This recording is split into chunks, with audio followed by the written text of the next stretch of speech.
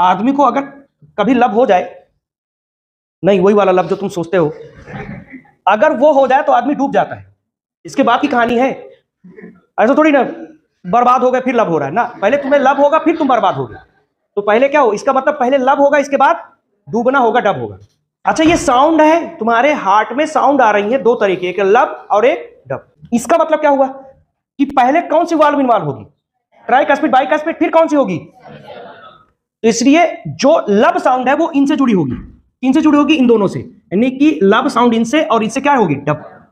इस साउंड जो आती है वो कब आती है। अच्छा, तुमने कभी आंधी घर में आई है, ऊपर हमेशा दरवाजे खुले रहते हैं, तो ये बताओ सबसे तेज आवाज कब आती है, जब दरवाजा बंद होता है कि जब खुलता है। जब आके हवा तेजी से आती है, धड़ाम से आवाज आती है, क्यों, मम्मी तेज से बोलो जाओ दरवाजा बंद करके आओ। और जब खुलता है तो बस ची चू की आवाज आती है। यही तो वाल्व तो रट गई, बंद होने से आवाज आएगी, इसलिए क्लोजर ऑफ बाइकस्पिड